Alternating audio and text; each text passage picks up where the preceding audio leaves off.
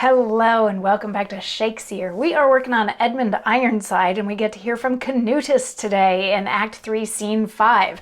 So if you remember, Act 3, Scene 3 was a little bit of like a montage dumb show thing that showed us sort of the state of the war. Canutus's troops and Edmund's troops keep meeting up in various places, and Edmund's troops are always sort of the victors, and Canutus retreats to somewhere else. Edmund follows him and wins. Canutus retreats to somewhere else.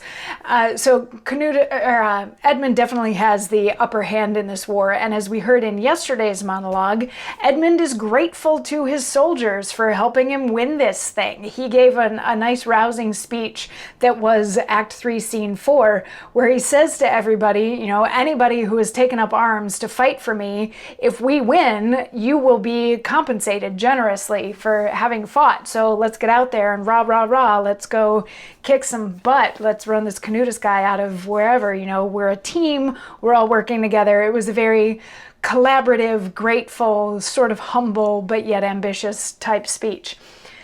Act 3, Scene 5, we're with Canutus and his whole crew, and Canutus kicks the scene off by saying, "A plague upon you all for errant cowards! Look how a dunghill cock, not rightly bred, doth come into the pit with greater grace, brustling his feathers, setting up his plumes, clapping his wings, and crowing louder out than doth a cock of game that means to fight. Yet after, when he feels the spurs to prick, creaks like a craven and bewrays himself. Even so, my big-boned Danes, addressed to fight, as thought they meant to scale the cope of heaven, and like the giants grapple with the gods, at first encounter rush upon their foes, but straight retire. Retire? Nay, run away, as men distraught with lightning from above, or dastards feared with a sudden fray." So a slightly different tone than what Edward had to say to his crew, because we haven't seen already that there are massive differences between Edmund and Canutus. But Canutus is furious with his troops, and most of this monologue is a metaphor. He's like, imagine a cockfight, and there's one rooster that's been bred to really fight, and it just sort of walks into the ring, whereas a brand new rooster comes into the ring, you know, puffing up its feathers and making a great big noise. But as soon as the one that's trained to fight like pecks this guy, this one runs away because it doesn't like the whole fighting thing. He's like, even you, even my big-boned Danish soldiers went charging out onto the field like you thought you were gonna win, like you thought you were gonna make the gods proud and, you know, do them honor. But as soon as you ran into Edmund, you all just started running away like you're frightened and little cowards.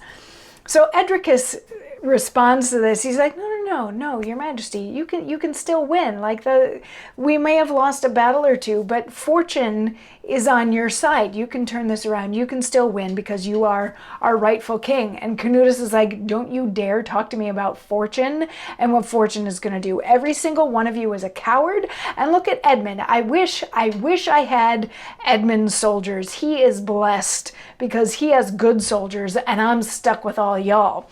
And the Earl of Southampton chimes in, and he's like, well, actually, you know, of the 10,000 soldiers that you've lost, really only 1,000 of them were Danish. The other 9,000 were English.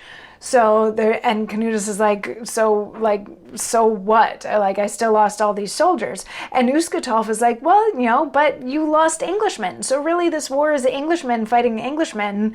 We're not really losing that much as Danish people. We haven't lost that many actual Danish soldiers. And Canutus turns on Uskatolf just like that. And he's like, you specifically ran away out on the field. Was that the honorable Danish thing to do? Is it honorable to watch foreigners fight and die for your king while your own countrymen run away in fear?